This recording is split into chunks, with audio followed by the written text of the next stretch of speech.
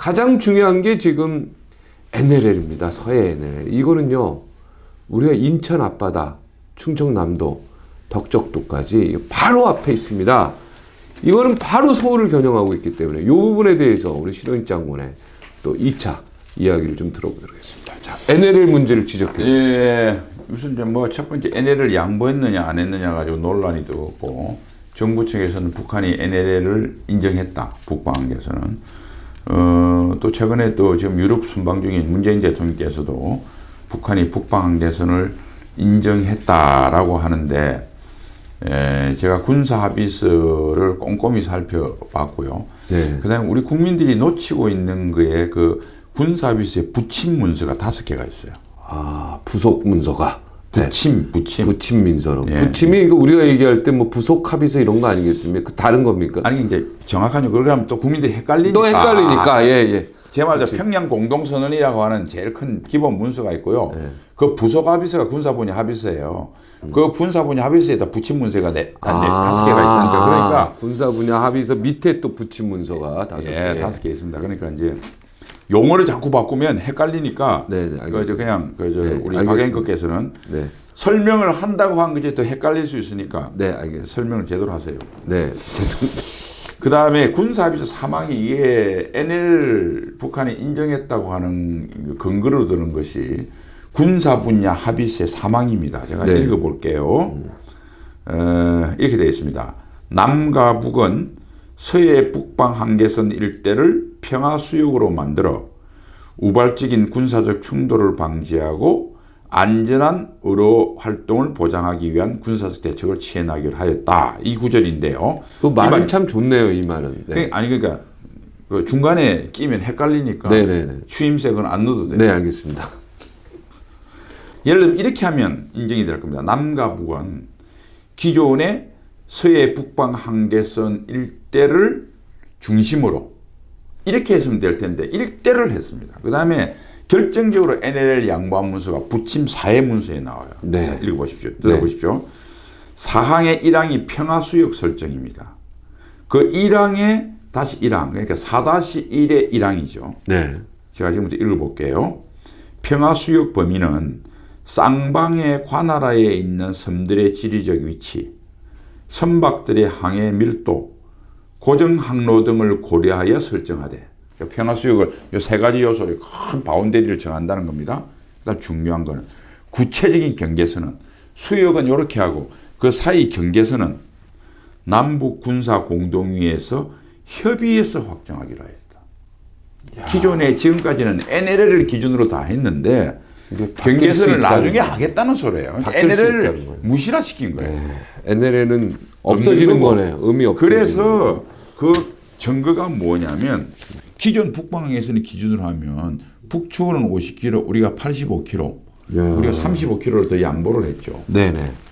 그런데 북한이 주장하는 선으로 경계선으로 하면 북한은 60km, 75km 훨씬 양보의 폭이 줄어들었죠. 조금 줄어들었네. 북한이. 그러니까 지금 이겁니다. 우리가 주장하는 NLL에 북한이 주장하는 소위 자기들의 경계선에 중간 정도 위치에서 일단은 수역을 만들어 놓고 더 구체적인 걸 하겠다는 겁니다. 북방 한계선을 인정했다고 볼 수 없는 것이죠. 이렇게 사인을 한 문서에 나와 있는데 구체적인 경계선은 남북 군사공동위에서 협의해서 확정하기로 다 해놓고 어떻게 기존 NLL을 인정했다는 이야기냐.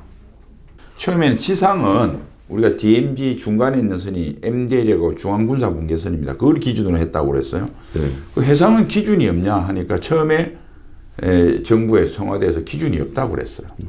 그 아니 기준이 없다는 게 말이 되느냐 이렇게 또 반박을 했죠. 그러니까 바다에는 육지처럼 선을 명하게 긋기 어렵지 않느냐. 그냥 수역으로 하지. 근데 동해는 보니까 정확하게 MDL을 기준으로 40km던데 서해는 보니까 좀 이상하다. 이러니까 이제 말이 궁해진 거죠. 동해는 NLL 기준 환경 맞는데 서해는 왜 동해는 바다고 서해는 바다가 아닌가 뭐 이렇게 되는 거 아니에요. 그러니까 이제 실은이 첫 자설이는 NLL을 기준으로 했다. 그러니까 모 신문사 기자가 또 재해봤어요. 재해보니까 85km, 50km, 35km 양보한 게 나온 겁니다. 그 난리가 났죠. 그러니까 나중에 또 뭐 했냐면 요 구역이 NLL 기준으로 면적이 덕면적이다. 왜냐하면 이렇게 쭉 이렇게 옆으로 보십시오. 이 북쪽으로 서쪽으로 많이 그으면 면적이 늘어나겠죠. 네네. 요거는 안보에 영향이 없는 거예요. 근데 이쪽으로 안으로 들어오면 들어올수록 어떻게 돼요? 같은 덕면적이라도 북한한테 별로 위험이 안 되는 지역은 많이 주고 우리한테 위험이 되는 지역을 그만큼 대로받으면 손해죠. 덕면적이라는 원칙은 그래서 존재하지 않습니다. 안보에 더 위협이죠. 바다에 가치가 있는 겁니다. 이게 금싸라기 땅을 경제적 내놓고. 가치, 자원적 가치, 소위 EEZ라고 할 때 경제적 가치도 있지만 이 서해 지역은 네. 우리 수도권이 가까워서 안보적 가치가 있는 경제적 가치가 비교할 수 없는 결정적인 지역이에요. 자, 이 공격을 합니다. 이제 비판을 하죠. 그러니까 또 말이 궁해졌죠. 그래서 또 뭐 나왔냐면 이 해안선을 따라 이 해안선 길이가 북한이 더 많이 양보했다.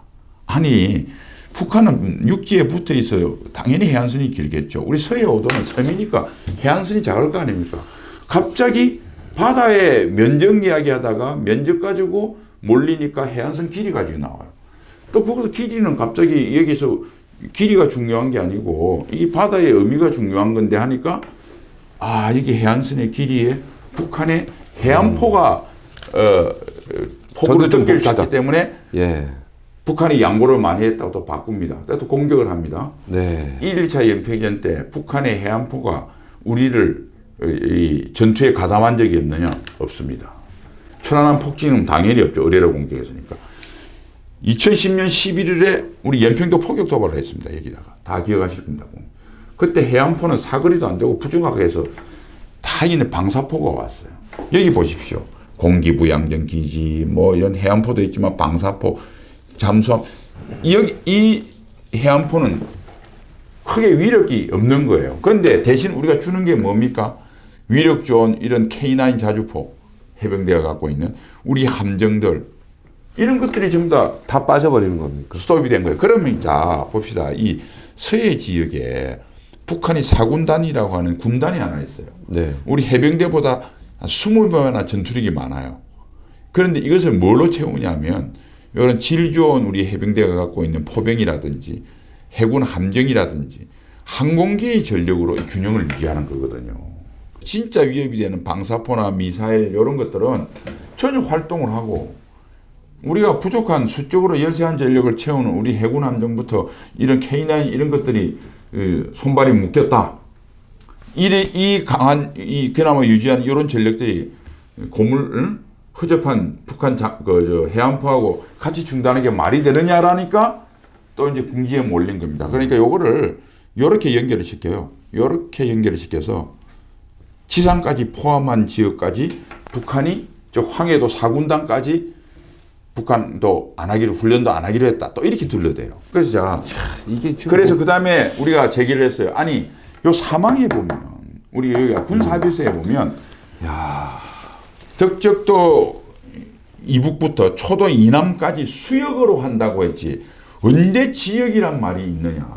수역이라 그래 놓고 지역이 그래서 지금 제가 보니까 이 말을 계속 바꾸는 겁니다. 군사 합의서에 나온 대로 만약에 서해안이 이렇게 평화 수역이 결정이 되면 우리 안보에는 어떤 영향을 미치는 겁니까?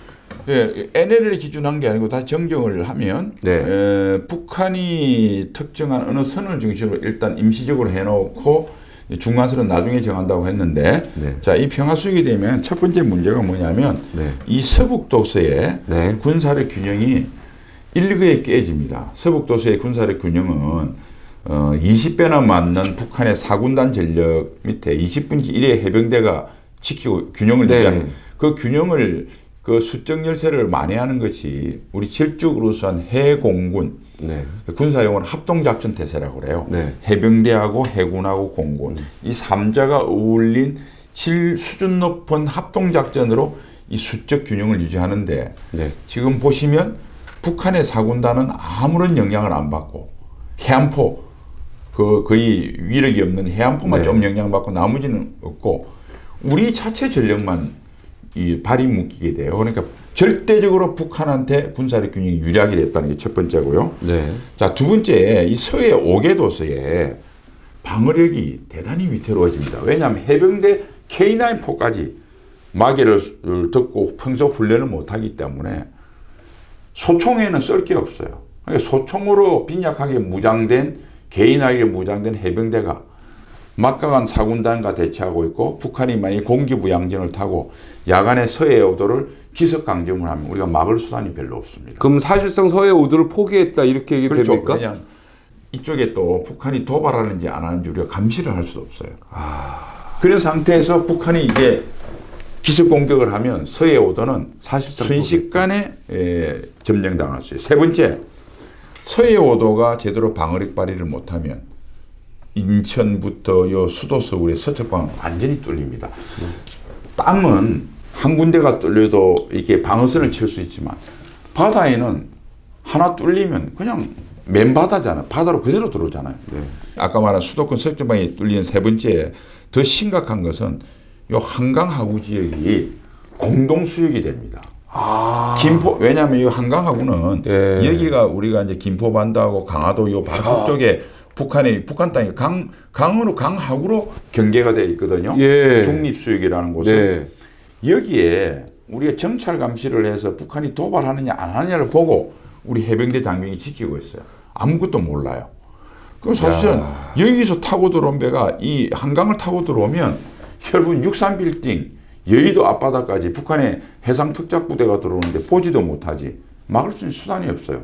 이건 서해 오도가 뚫린다는 소리는 바로 여의도가 위험한 것이고 잠실대교가 위험하다는 소리예요. 북한이 마음만 달리 먹으면. 그런데 한번 보세요. 이게 초도거든요. 네. 해상으로 쭉 연결했죠. 완충구역을. 네. 이제 평화수역을. 네. 이쪽은 바로 북방으로 되어 있습니다.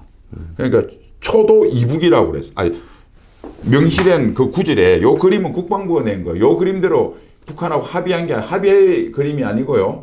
자기들이 설명한 겁니다. 설명하면서 이렇게 냈습니다. 덕적도 이북이라고 그랬어요. 초도 이남이라고 그랬어요. 요 원리에 하면 이렇게 꺼야죠. 초도가. 네. 옆으로 가면 안 되잖아요. 네네.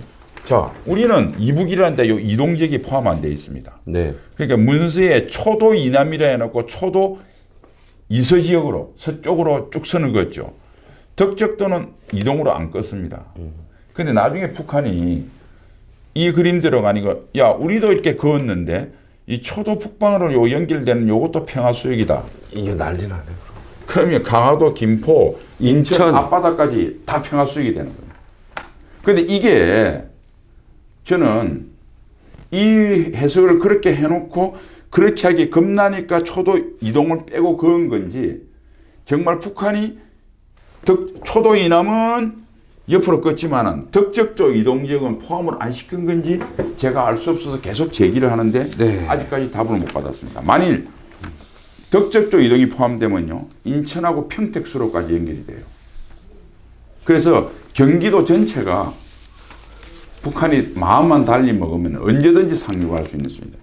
북한이 여기에 4군단이 배치되어 있습니다. 네. 4군단, 그 다음에 개성공산 서부전선의 2군단, 철원 같은 이런 이 중부전선의 5군단, 동부전선의 1군단, 요 4, 2, 5, 1, 4개 군단이 전선에 배치되어 있는데요.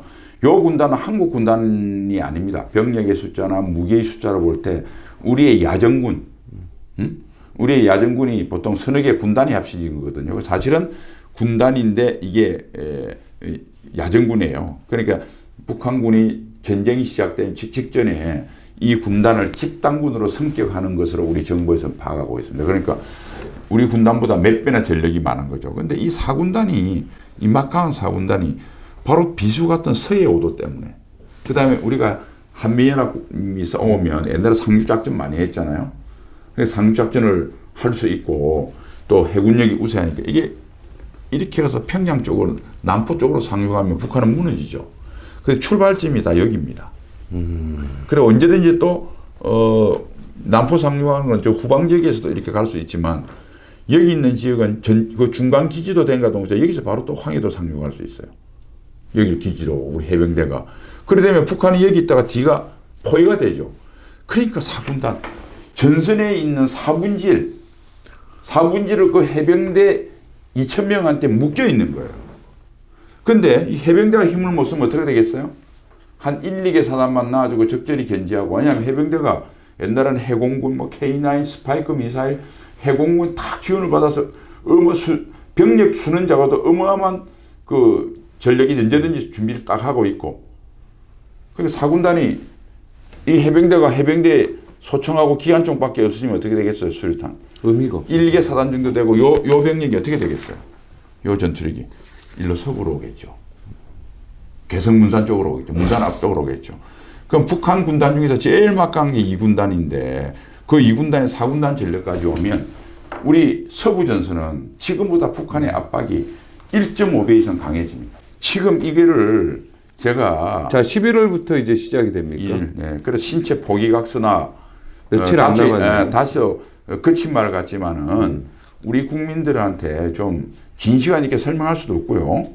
짧은 시간에 그래서 할 수 있어요. 항복문서, 신체 포기각서, 그다음 11일 1일은 훈련도 안 된 병사들이 18개월 복무 기간에 나가 있으니까 그 전에 20몇 개월 하고 훈련 평소에 피땀 흘려서 해도 먼저 도발을 북한이 하니까 기습을 당하고 나한테 응전하려니까 그 쉽게 안 됐는데 이제는 도발하면 우왕좌왕할 거 아닙니까? 그리고 정신교육도 안 시켜서 정신도 희미해. 18개월짜리야.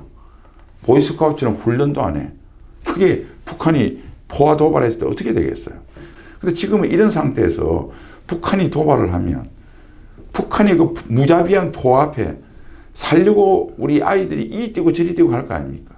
국군 생명을 못 지켜요. 그러면 국군이 전선에서 생명을 못 지키면 국민 생명은 누가 지킵니까? 그래서 제가 모 일보 칼럼에 쓴 겁니다. 이제 국군은 국민 생명은커녕 제 목숨도 못 지킨다. 북한이 변화될 수 있고 변화될 마음이 있고 문재인 대통령께서 말씀하신 대로 정말 이번에 북한이 김정은이가 핵을 포기하고 평화를 지향한다고 믿고 대화합시다. 남북대화 하세요. 그럼 만일 아닐 경우에 대비한 예비계획을 수립해야 될 거 아닙니까?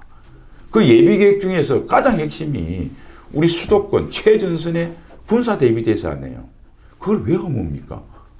평화를 원하는 우리 정부의 어떤 그 순수한 마음은 이해를 하지만 이번 군사적 합의는 아무 대비책이 없는 그러한 합의다. 여기에 대해서는 과연 우리 정부는 어떤 대답을 내놓을까요? 신원식 장군님은 저희가 좀 앞으로 자주 좀 모셔서 사실은 국가가 운영하는데 가장 두 가지 축이 안보와 경제입니다. 이 두 가지 축이고요. 합참본부장, 작전본부장까지 하셨기 때문에 저희가 들을 이야기가 굉장히 많은 것 같습니다. 그냥 학자가 아니고요. 실제로 장군 출신의 합참 작전본부장 모시고 이렇게 이야기 들으니까 시원합니다. 또 모시도록 하겠습니다. 오늘 여기서 마치겠습니다. 고맙습니다.